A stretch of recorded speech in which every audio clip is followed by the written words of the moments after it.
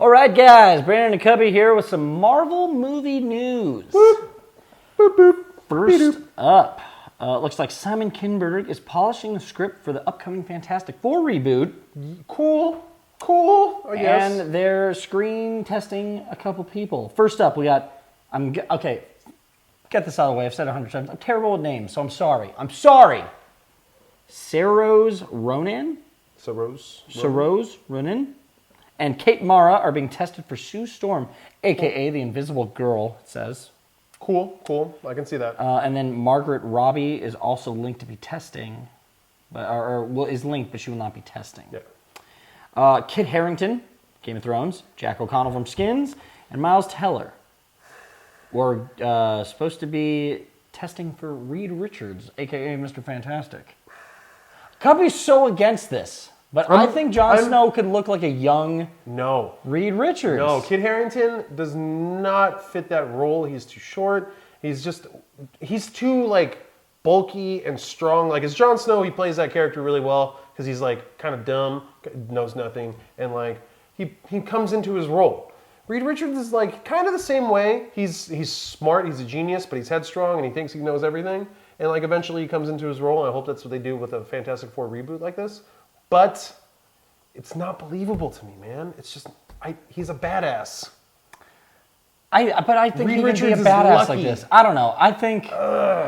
And those other guys, Jack O'Connell, could probably do a pretty awesome Reed Richards. Reed Richards is hard, though. Reed Richards is hard. I can see Kit Harington being an awesome Ben Grimm, like before he becomes the Thing, or Johnny Storm.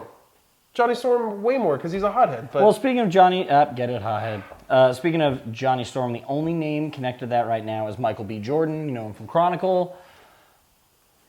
We'll see, man. I have no problem with that. I just want this movie to be good. I don't care who you cast. I just want it to be good. Just make it make sense. And make it, like, the original Fantastic Four made no sense and wasn't good. Like, done.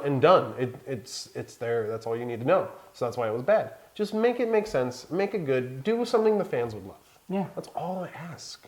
Next up, it looks like Joseph Gordon-Levitt and Paul Rudd are emerged as the front runners to land the lead role in the Ant-Man movie.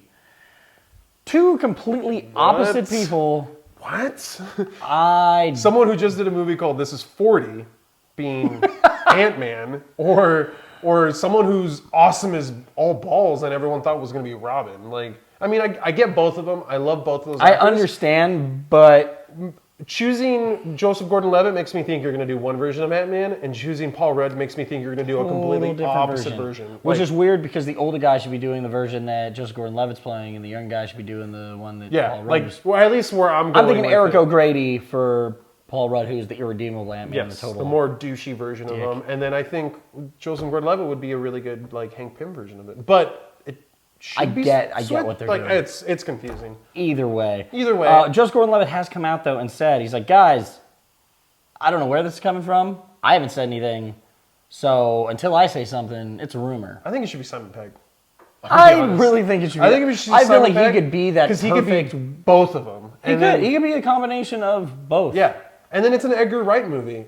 I mean, you've seen him play that guy, but you see Star Trek and you see him be the intelligent scientist. Like, I like that. No. I think Simon Pegg would be great. Sorry, I know that's like immediately typecasting with Edgar Wright, but I think it would be great. Whatever. It works. Whatever. Marvel Studios is looking into more television. They have this is really cool. Yeah, they're putting together a package of 4 drama series and a mini-series totaling 60 episodes of content. They're looking for video on demand, Netflix, Amazon, a couple other things that you can just do right there.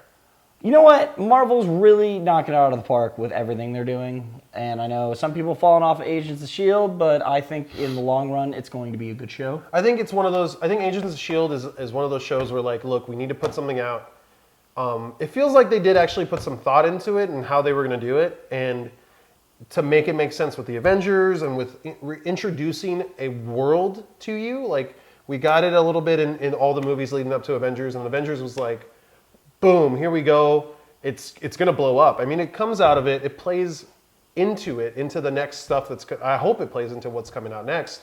But it feels like with this, they're seeing that potential, and it's like, hey, guess what? We were just doing this so that way you guys can kind of like get your feet wet, but we're gonna give you some really awesome things. It's gonna be probably on Netflix, you know, things like that. So I hope it's not dumbed down. I hope it's like I intense. hope they stay with the level of that. They have like some especially if you're gonna go straight to Netflix. I understand comics are always gonna have this tie to children, you know, but yeah, of course. We as adult, you can be a little edgy. Dude, in Agents of S.H.I.E.L.D., they're drinking all the time.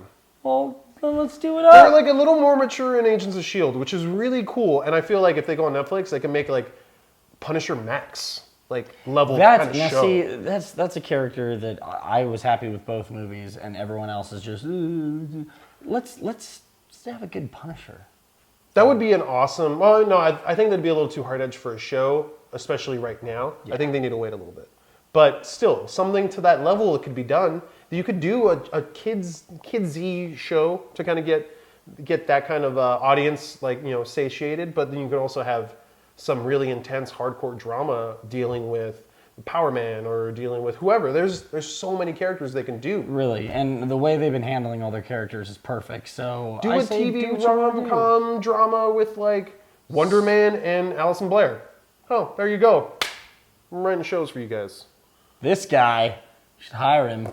You should. But yeah, that's our Marvel news for this week. Let us know what you think in the comments below.